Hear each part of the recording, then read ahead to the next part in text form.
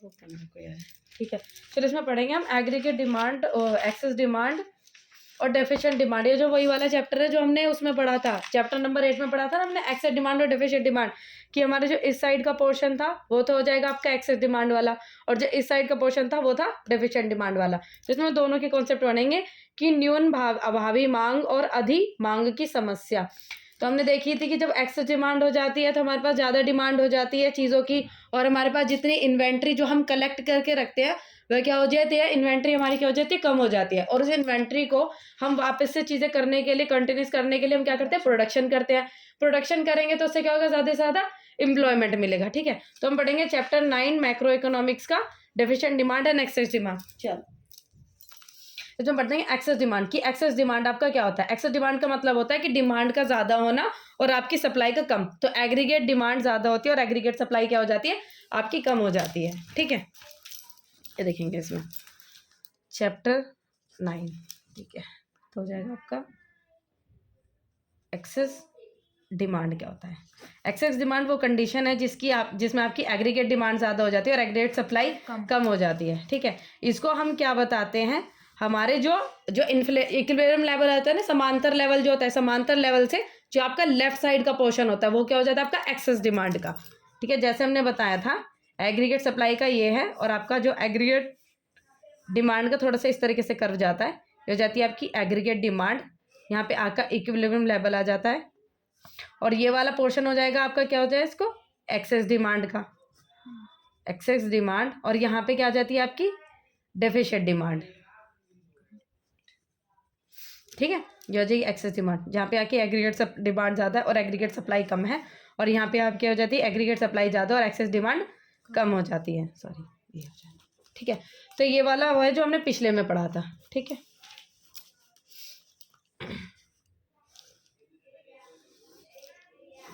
नया बनाते हैं इसमें।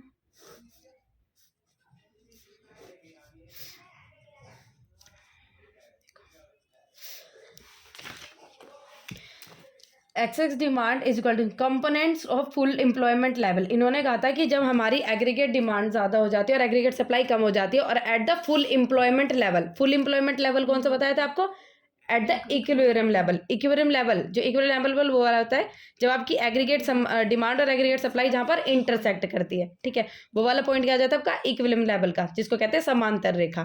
ठीक है, और at the full employment level इसको हम कहते हैं एक्सेस डिमांड। ये डेफिनेशन हो जाएगी कि फुल एम्प्लॉयमेंट लेवल पर आपकी एग्रीगेट डिमांड जो होती है वो ज़्यादा हो जाती है एग्रीगेट सप्लाई से। तो ये आपकी डेफिनेशन हो जाएगी आपकी एक्सेस डिमांड की। ठीक है, और जब हम क्या करते हैं एग्रीगेट वो क्या कहते हैं आपकी डिमांड ज़्यादा होते हैं, तो इसको क्या करेंगे हम, जो हमारा डिमांड है एग्रीगेट डिमांड को, इसको हम ऊपर ले जाएंगे, क्योंकि हमारी क्या होगी, डिमांड क्या हो जाती है, ज़्यादा हो जाती है। तो यहाँ पर एडी और यहाँ पर आ जाएगा AD1। तो जो गैप आपका बीच में, यहाँ पर तो इक्विलिब्रियम पॉइंट था, अब यहाँ पर जो पॉइंट बनेगा वो हो जाएगा इक्विलिब्रियम दूसरा वाला। ठीक है, ये आपकी दूसरी वाली समांतर रेखा हो जाती है, दूसरा वाला समांतर जिसको कहते हैं इक्विलिब्रियम पॉइंट दूसरा वाला। ठीक है, उसके बाद जो आपका गैप, जो ये जो गैप बना इक्विलिब्रियम 1 के पॉइंट में और इसके बीच में, ये जो गैप बना इसको कहते हैं इन्फ्लेशनरी गैप। इन्फ्लेशनरी गैप, ये प्राइस राइज वाली कंडीशन है। ठीक है, प्राइस राइज वाली कंडीशन, एक कंडीशन होती है, जैसे मानो आपकी क्या हो जाती है, डिमांड ज़्यादा हो जाती है। ठीक है, चीज़ों के क्या हो गई, डिमांड ज़्यादा हो गई, लेकिन उस हिसाब से क्या हो जाती है, हम सप्लाई नहीं बढ़ा पाते। देखो एक कंडीशन हो जाती है, इन्फ्लेशन कैसे आ जाता है, एक टाइम पे आपकी डिमांड ज़्यादा हो जाती है। ठीक है, एक कंडीशन हो जाती है जब हमारी क्या हो जाती है, किसी भी चीज़ की डिमांड ज़्यादा हो जाना। ठीक है, अब देखो जी कोरोना में क्या हुआ था कि आपके जो ऑक्सीजन सिलेंडर थे उसकी क्या हो गई थी, डिमांड ज़्यादा हो गई थी, लेकिन उसकी सप्लाई उस हिसाब से नहीं बढ़ी थी, उस हिसाब से उसकी सप्लाई नहीं बढ़ी थी ना। तो जब किसी भी चीज़ की डिमांड ज़्यादा हो जाना और उस हिसाब से हम प्रोडक्शन नहीं कर पाते, तो उन चीज़ों के क्या हो जाए, पैसे बढ़ जाते हैं। तो ठीक है, उसको कहते हैं इन्फ्लेशन की समस्या आ जाना, जिसको कहते हैं प्राइस राइज हो जाना, मतलब हर एक चीज़ का प्राइस जो है वो बढ़ जाना, इन्फ्लेशनरी गैप। उसकी वजह से जो आपका जो गैप क्रिएट हो जाता है उसको कहते हैं इन्फ्लेशनरी गैप, मतलब प्राइस राइज की कंडीशन आपके लिए क्रिएट हो जाना। ठीक है, अब उसको आप वो देख लो, जब आपके बीच में हुई थी नमक की चीज़ें, जब लोगों ने कहा था कि नमक के पैकेटों के पैसे बढ़ जाएंगे, तो उसकी क्या हो गई थी, एकदम डिमांड बढ़ गई थी, और मतलब इस टाइम से चीज़ें अवेलेबल ना होने की वजह से, ठीक है, उसको हम क्या कहते हैं, इन्फ्लेशनरी गैप। देखो आपकी एग्रीगेट डिमांड में क्या क्या चीज़ें आती है, हमने चैप्टर में पढ़ा था, जिसमें आप कहते हैं कंजप्शन आता है, आपका और क्या आ जाता है, इनकम आ जाती है और बढ़ती हुई इन्वेस्टमेंट आ जाती है। ठीक है, जैसे जैसे आपकी इनकम बढ़ती है वैसे वैसे आपका इन्वेस्टमेंट जो इंक्रीज होता चला जाता है। उससे क्या होता है कि जब आपकी इनकम बढ़ेगी तो आप इन्वेस्ट मतलब कंजप्शन करना शुरू कर देंगे। ठीक है, जब आप कंजप्शन करना शुरू कर दे तो आपकी डिमांड जो है वो चीज़ों के प्रति बढ़ती चली जाती है। ठीक है, ये आ जाएगा आपका।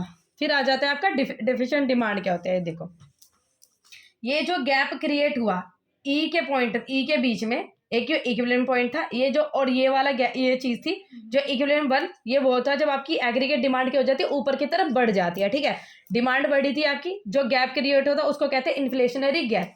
ठीक है, अब आ जाती है यहाँ पर आ जाता है आपका आउटपुट। अब आ जाते हैं हम डिफ्लेशनरी गैप पढ़ेंगे। ठीक है, डिफिशिएंट डिमांड क्या होती है, क्या कहते हैं एक्सेस डिमांड में आपका क्या बनता है, इन्फ्लेशनरी गैप क्रिएट होता है, इन्फ्लेशनरी गैप बनता है। और डेफिशिएंट डिमांड में आपका क्या बनता है, डेफिशिएंट डिमांड में बनता है आपका डिफ्लेशनरी गैप।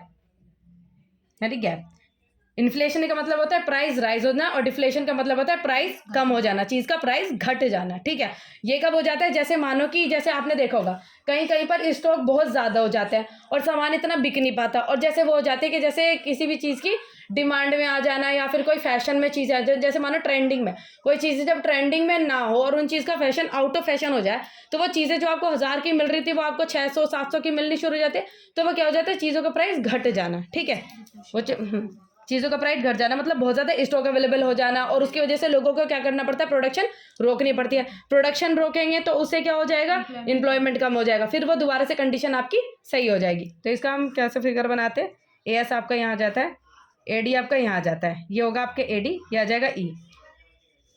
अब ये हो गया डिफिशिएंट डिमांड का, जिसमें आपकी डिमांड क्या हो जाती है, एग्रीगेट डिमांड हो जाती है, घट जाती है। अब डिमांड लोगों की कम किस वजह से हुई, इनकम ना होने की वजह से। ठीक है, सप्लाई की वजह से, सप्लाई, हाँ मतलब लोगों की डिमांड कम किस वजह से हुई, लोगों के पास इनकम ना होने की वजह से, कम पैसे होने की वजह से लोग कम डिमांड करते हैं। तो ये जो गैप क्रिएट होता है ये होता है डिफ्लेशनरी गैप। डिफ्लेशनरी गैप जो है आपका क्रिएट हो जाता है और यहाँ पर आ जाता है E1 पॉइंट। ठीक है, अब हम क्या करेंगे दूसरे पॉइंट में, इसको क्या करेंगे, एक्सप्लेन करेंगे। ठीक है, दो ठीक है, अब इसमें एक्सप्लेन करेंगे। यहाँ पर जो हमने वो एक्सेस डिमांड का जो फिगर बना था उसको हम एक्सप्लेन करेंगे। तो पहला पॉइंट आ जाता है वाई आउटपुट, मतलब वाई का मतलब है जो आपकी नेशनल इनकम है, जो इनकम है, और एम्प्लॉयमेंट, एम्प्लॉयमेंट जिसको कहते हैं रोजगार, ये हम किस पे शो करेंगे, एक्स एक्सिस पे, एक्स एक्सिस पे हम इसको शो करेंगे। ये जो आपका नीचे वाला पॉइंट है ना, ये एक्स एक्सिस, इसके ऊपर हम क्या शो करेंगे, आपका इनकम, आउटपुट, एम्प्लॉयमेंट, मतलब यहाँ पर हम ये तीनों चीज़ें मेजर करेंगे।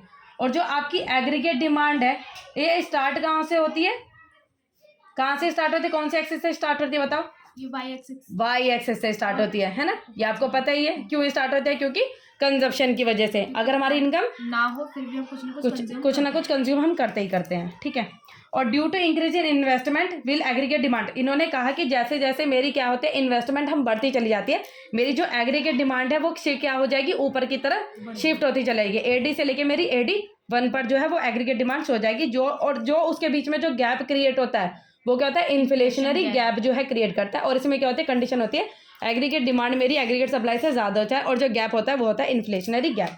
ठीक है, और इन्फ्लेशन की कंडीशन वो हो जाती है, और एट द फुल मतलब इसकी डेफिनेशन अगर आप लिखोगे तो कैसे लिखोगे, इट इज़ अ सिचुएशन, देखो इन्फ्लेशनरी गैप की सिचुएशन वो क्या होगी, वो definition, inflationary gap, it is situation, ये वो सिचुएशन है when aggregate demand is more than the aggregate supply at a full employment level.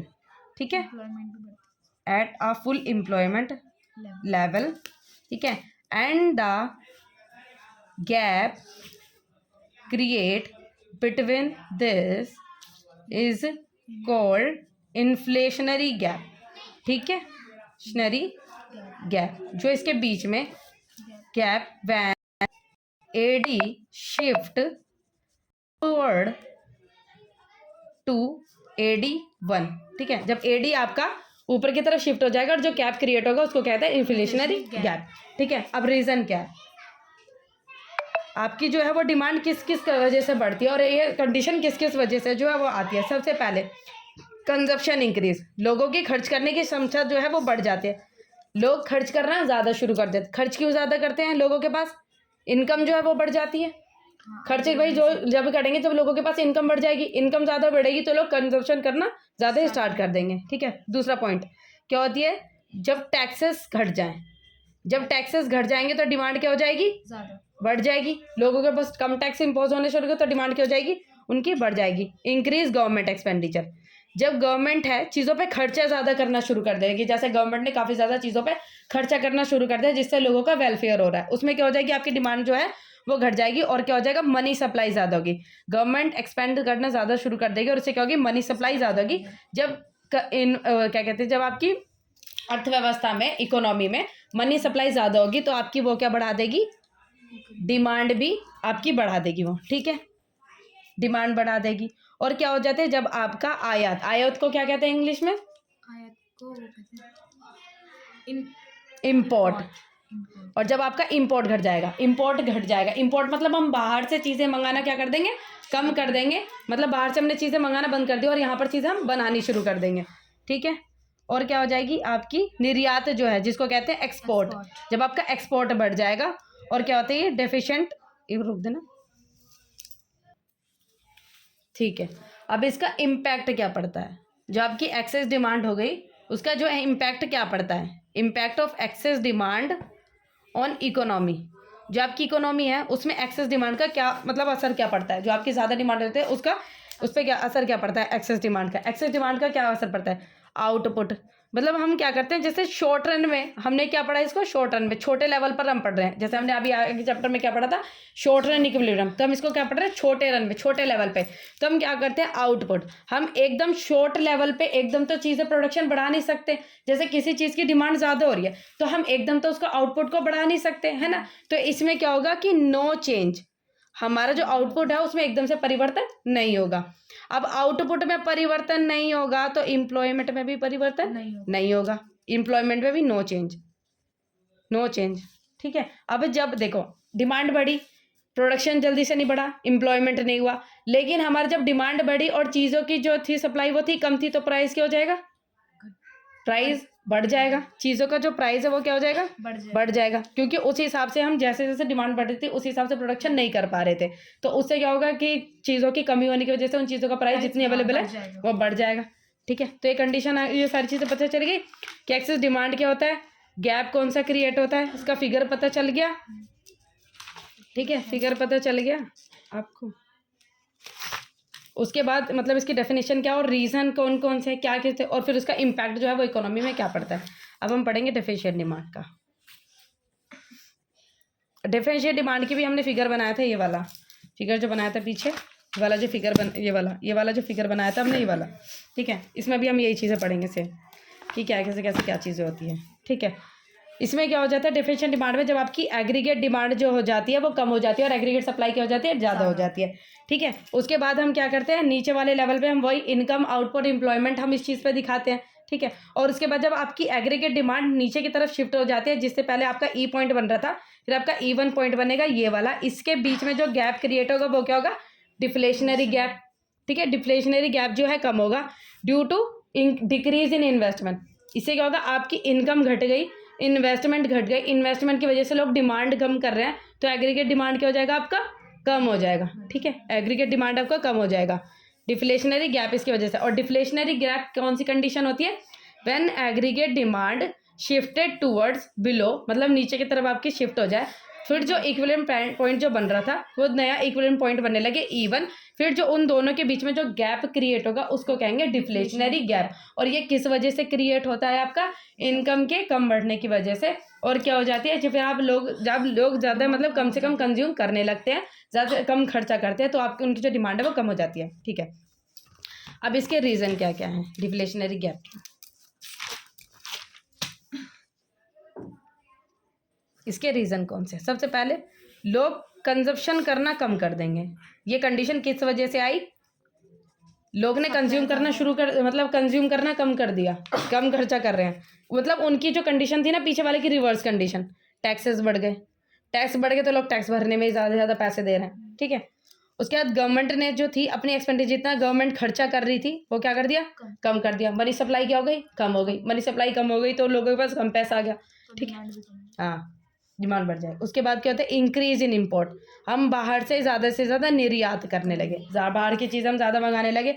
उसके बाद डिक्रीज इन एक्सपोर्ट, हमारी जो चीज़ें यहाँ से बनकर बाहर जाती थी वो क्या हो गई, कम हो चुकी। और उसके बाद डिक्रीज इन इन्वेस्टमेंट एक्सपेंडिचर, हाँ, निवेश जो थे वो उस पर खर्चा कम कर दिया। अब इससे होगा का इम्पैक्ट, जैसे हमने ऊपर देखा था इसका इम्पैक्ट क्या पड़ा था, इसका इकोनॉमी पे क्या इम्पैक्ट पड़ेगा। देखो हमारी क्या हो गई, इसमें क्या पड़ रहा है, सप्लाई ज़्यादा हो जाएगी और हमारी डिमांड कम। अब देखो इसमें क्या होगा, हमारा स्टॉक क्या हो गया, स्टॉक क्या हो गया, बढ़ गया, क्योंकि क्या हो गया, हमारी डिमांड कम हो रही है तो हमारे पास स्टॉक ज़्यादा से ज़्यादा हो रहा है, तो आउटपुट पे क्या असर पड़ेगा, इन्वेंट्री बढ़ जाएगी। जो हमारे पास जो स्टॉक था वो क्या हो जाएगा, बढ़ जाएगा। एम्प्लॉयमेंट घट जाएगा। जब इन्वेंट्री बढ़ गई तो लोग भाई क्यों काम कराएंगे, जो एम्प्लॉयमेंट था वो घट गया, लोगों ने काम कराना बंद कर दिया क्योंकि वहीं पर उन्होंने प्रोडक्शन रोक दी, ठीक है। प्राइस लेवल क्या हो गया, घट गया, क्योंकि हमारे पास जो चीज़ें इकट्ठी पड़ी थी हम उसको क्या करेंगे, सस्ते दाम में भी बेच देंगे, भाई निकलेगा, अब जैसे जैसे करके निकल जाए। अब इन दोनों के बीच का गैप, इन दोनों के बीच की एग्रीगेट डिमांड, एक्सेस डिमांड और डेफिशिएंट डिमांड की डेफिनेशन क्या क्या मतलब वो क्या होगी, उसके बीच का डिफरेंस, ठीक है। एक्सेस डिमांड और डेफिशिएंट डिमांड, एक्सेस डिमांड वो कंडीशन होती है एग्रीगेट डिमांड ज़्यादा होता है उसमें एग्रीगेट सप्लाई कम होती है। डेफिशिएंट डिमांड वो होता है जिसमें एग्रीगेट सप्लाई ज़्यादा है और क्या कहते हैं, डिमांड कम होती हाँ, एग डिमांड। और उसके बीच में कौन सा गैप बनता है, एक्सेस डिमांड के बीच में, है, इन्फ्लेशनरी गैप, हाँ, और उसके डेफिशिएंट डिमांड के बीच में डिफ्लेशनरी गैप, ठीक है। और इसके कौन कौन से रीज़न है, इन्फ्लेशन की कंडीशन किस वजह से आती है, कौन कौन से रीज़न बताए थे। जब होती है जब हमारा प्रोडक्शन कम होता है, मतलब इसका जैसे कुछ चीज़ है जो ट्रेंड में है और उसका प्रोडक्शन कम हो रहा है तो उसकी डिमांड भी तो बढ़ेगी। हाँ, डिमांड तो बढ़ेगी, देखो वो कंडीशन, टैक्स कम होना, हाँ, टैक्स कम होने शुरू हो रहे हैं, लोगों की इनकम बढ़ रही है, हाँ। लोग ज़्यादा से ज़्यादा कंज्यूम कर रहे हैं। जब लोगों की खर्चा करने की क्षमता बढ़ जाए, ठीक है, और गवर्नमेंट का एक्सपेंडिचर बढ़ना मतलब बढ़ना शुरू हो जाए, गवर्नमेंट ज़्यादा से ज़्यादा खर्च कर रही है और मनी सप्लाई का इंक्रीज हो जाना, वो सारे रीज़न होते हैं। और इसमें प्राइस पे क्या असर पड़ेगा, प्राइस इन्फ्लेशनरी गैप में क्या होगा, प्राइस का बताओ, बढ़ेगा, प्राइस बढ़ जाएगा, और डिफ्लेशनरी गैप में बताओ, प्राइस घटेगा। ठीक है भाई, एक्सेस डिमांड और डेफिशिएंट डिमांड की चीज़ें कंप्लीट हो चुकी, ठीक है। अब हम पढ़ेंगे measures to control excess demand. अब कौन कौन से मेजर हैं, मेजर हमारी जो एक्सेस डिमांड थी उसको हम कैसे कंट्रोल कर सकते हैं, मेजर्स टू कंट्रोल, मेरी डिमांड बहुत ज़्यादा हो रही थी तो उसको कंट्रोल करने के लिए मैं क्या करूँगी, अब ये आप इसके रीज़न खुद बताओगे, खुद पॉइंट्स में बताओ। मेरी डिमांड ज़्यादा हो रही थी, ठीक है, अब उसको कंट्रोल करने के लिए मैं क्या करूँगी, लोग क्या कर रहे थे कि बहुत ज़्यादा डिमांड कर रहे थे, डिमांड किस वजह से कर रहे थे, लोगों के पास बहुत ज़्यादा पैसे आ रहे थे, ठीक है। अब पैसे वो किस वजह से आ रहे थे, एक तो इनकम बढ़ रही, इनकम को तो मैं घटा नहीं सकती, फिर ठीक है, अब मैं क्या कर दूँगी, टैक्सेस इम्पोज करना। अब रेट, लोग ज़्यादा से ज़्यादा बैंक से लोन भी तो ले रहे थे, बैंक से जो लोन ले रहे थे उनके रेट को बढ़ा दें, रेट दर को, हाँ, रेट दर को हम बढ़ा देते हैं। रेट दर को अगर हम बढ़ा देंगे तो लोग से कम लोन लेंगे, कम लोन लेंगे तो मनी सप्लाई क्या हो जाएगी, कम हो जाएगी, उससे क्या हो जाएगी, डिमांड कम हो जाएगी, फिर वापस से वो कंडीशन जो इन्फ्लेशन की बढ़ रही थी वो नॉर्मल हो जाएगी, ठीक है। तो हम करेंगे measures to control excess demand के कौन कौन से मेजर हैं। सबसे पहले डिमांड हमारी ज़्यादा क्यों हुई, मनी सप्लाई ज़्यादा होने की वजह से। डिमांड को हमें घटाना है तो मनी सप्लाई क्या करनी पड़ेगी, कम करनी पड़ेगी। तो हमें देखना है कि मनी सप्लाई कैसे कैसे कम हो सकती है। सबसे पहले फिर कहते हैं फिस्कल पॉलिसी, ये फिस्कल पॉलिसी होती है जो गवर्नमेंट, ये गवर्नमेंट के पॉइंट्स होते हैं जिससे कि सरकार कैसे नियंत्रण कर सकती है। फिर दूसरी आ जाती है आपकी मॉनेटरी पॉलिसी। मॉनेटरी पॉलिसी वो पॉलिसी होती है जिसमें आपकी आरबीआई कैसे कंट्रोल करती है। आरबीआई की वही चीज़ होता है, रेट बढ़ा देना, बैंक रेट, रेपो रेट बढ़ा देना, वो चीज़ें एलएलआर लीगल रिजर्व रेशियो बढ़ा देना, ठीक है, वो सारी चीज़ें बढ़ा देना, ठीक है। अब इसमें क्या हो गया कि गवर्नमेंट जो है वो कैसे कंट्रोल कर सकती है, या तो गवर्नमेंट जो है वो एक्सपेंडिचर जो गवर्नमेंट जितना खर्चा कर रही थी उसको कम कर दे, या तो टैक्सेस अपने बढ़ा दे, या तो टैक्सेस बढ़ा दे या खर्चा करना कम कर दे। जो गवर्नमेंट जो थी जितनी ज़्यादा सब्सिडीज प्रोवाइड कर रही थी, बहुत ज़्यादा गवर्नमेंट जो है वो खर्चा कर रही थी, अगर उसको कम करना शुरू कर देगी तो इन्फ्लेशनरी गैप जो है वो नॉर्मल हो जाए और टैक्सेस थोड़े से इंक्रीज करना शुरू करते। अब आ जाती है हमारी जो रिजर्व बैंक ऑफ इंडिया है, वो कौन कौन सी चीज़ें अपनाती है। वो पीछे पढ़ाया था ना मैं, क्वांटिटेटिव मेजर और क्वालिटेटिव मेजर पढ़ा था, क्वांटिटेटिव क्वालिटेटिव पढ़ा था ना आपने, एसएलआर और हाँ, क्वांटिटेटिव पॉइंट्स, और ये पढ़ेंगे क्वालिटेटिव पॉइंट्स। क्वांटिटेटिव में क्या हो जाता है, इसमें कहते हैं इंक्रीज इन बैंक रेट, सरकार ने क्या, उसने जो रिजर्व बैंक ऑफ इंडिया थी वो क्या कर देगी, बैंक रेट बढ़ा देगी। और फिर बैंक रेट बढ़ाने के बाद उसके बाद रेपो रेट बढ़ा देना। देखो बैंक रेट और रेपो रेट में क्या डिफरेंस होता है। बैंक रेट वो होता है जब ज़्यादा बड़ा लोन ले, ठीक है, लॉन्ग टर्म इन्वेस्ट, मतलब जब हम ज़्यादा लोन लेते हैं तो बैंक रेट बढ़ता है, और जब हम कम लोन लेते हैं तो रेपो रेट, मतलब इनको बढ़ा देना। बैंक रेट बढ़ जाएगा और रेपो रेट आपका बढ़ जाएगा। और सेल ऑफ गवर्नमेंट सिक्योरिटीज, जो आपको बताई थी मैंने कि जो गवर्नमेंट की जितनी भी सिक्योरिटी, ओपन मार्केट ऑपरेशन कहते हैं, जब उसको हम मार्केट में क्या कर देंगे, बेच देंगे, गवर्नमेंट की सिक्योरिटी बेच देंगे। तो गवर्नमेंट की सिक्योरिटी मैंने आपको बेच दी, तो आपके पास जितना पैसा था वो क्या हो गया, मैंने ले लिया। तो जितना आपके पास जो मनी सप्लाई होने वाली थी वो मैंने ले ली, तो वो क्या हो जाएगी, मेजर कंट्रोल हो जाएगा। ठीक है, इससे क्या हो जाएगी, मनी सप्लाई जो मार्केट में जो आप करने वाले थे वो कम कर दी। ठीक है, फिर जो increase in legal reserve ratio, legal reserve ratio को हम इंक्रीज कर देंगे। तो ये सारे पॉइंट है आपके, जिससे क्या हो जाएगी, आपके आरबीआई जो पॉइंट्स है वो अपनाती है। ठीक है, फिर आता है आपका qualitative measure. Qualitative measure, increase in margin. Margin requirement का मतलब मैंने आपको क्या बताया था, बताओ। मार्जिन रिक्वायरमेंट का मतलब वो बताया था ना मैंने आपको कि जितना आप लोन लेंगे, अगर उतने के बदले कोई सिक्योरिटी दोगे तो मार्जिन तो सेम है, तो फिर ज़्यादा से ज़्यादा लोग लोन लेंगे। फिर मैं अगर मार्जिन ही बढ़ा दूँ, अगर आप 1 लाख का लोन दे रहे हो तो वही अगर आपको उसके बदले में 1,70,000 की सिक्योरिटी रखनी पड़े तो लोग कम, है ना, उसे वो बोलते हैं मार्जिन बताया था, अतिरिक्त क्या बोलते हैं उसे, हाँ अतिरिक्त कुछ कहते होंगे, है ना।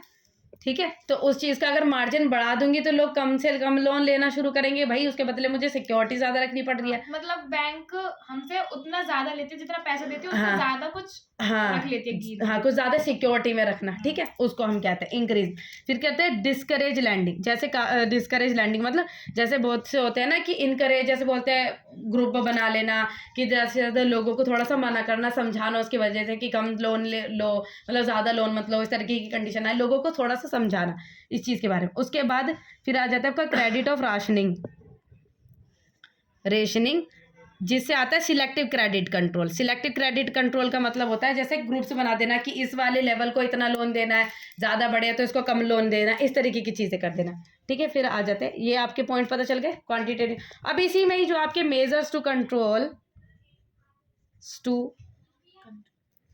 डिफिशिएंट डिमांड, जो आपके कौन कौन से मेजर्स होंगे जिससे हम डिफिशिएंट डिमांड को कंट्रोल कर सकते हैं। अब इसी की चीज़ हम इसको रिवर्स कर देंगे। डिफिशिएंट डिमांड किस वजह से होगी, डिमांड घट किस वजह से रही है, मनी सप्लाई कम हो रही है। तो हमें इसको कंट्रोल करने के लिए क्या करना पड़ेगा, डिमांड बढ़ाने के लिए मनी सप्लाई बढ़ाना। अब इसी को रिवर्स कर देंगे, यही है फिस्कल पॉलिसी। फिस्कल पॉलिसी में क्या हो जाती है, गवर्नमेंट एक्सपेंडिचर बढ़ा दे, टैक्सेस घटा दे, टैक्सेस को गवर्नमेंट क्या कर दे, कम कर दे। ठीक है, अब आ जाती है आपकी मॉनेटरी पॉलिसी। मॉनेटरी पॉलिसी में वही हो जाएगी, रिवर्स चीज़ें हो जाएंगी। क्वालिटेटिव मेजर नहीं, वैसे क्वांटिटेटिव। इसमें क्या हो जाती है, डिक्रीज इन बैंक रेट घट गए, डिक्रीज इन रेपो रेट घट गए। अब इसमें हो जाएगा परचेज ऑफ सिक्योरिटीज, परचेज। अब मैंने सिक्योर जो थी वो गवर्नमेंट की खरीद ली और मेरे पास जितना था वो पैसा दे दिया, मनी सप्लाई बढ़ गई। मनी सप्लाई बढ़ेगी तो वही तो हमें करना है, मनी सप्लाई बढ़ानी है एक्सेस उसके डिमांड के लिए। उसके बाद डिक्रीज इन LLR, जो लीगल रिजर्व रेशियो था उसको क्या कर देंगे, हम घटा देंगे। ठीक है, अभी यही वाली चीज़ हो जाएंगी आपकी, वही चीज़। इसमें क्या होता है कि मार्जिन रिक्वायरमेंट को घटा देंगे। उसके बाद डिस्करेज लैंडिंग, मतलब ज़्यादा से ज़्यादा लोगों को इनकरेज, उसमें हम डिस्करेज कर रहे थे लैंडिंग को, इसमें हम क्या करेंगे, इनकरेज करेंगे लैंडिंग को कि लोग ज़्यादा से ज़्यादा लोन ले। उसके बाद हम क्या करेंगे, विड्रॉ, जो हमने सिलेक्टिव क्रेडिट कंट्रोल बनाया था उसको हम विड्रॉ कर देंगे, मतलब हटा देंगे। ठीक है, तो यही थी भाई आपका 9 चैप्टर कंप्लीट होकर 9 चैप्टर इतना सा था।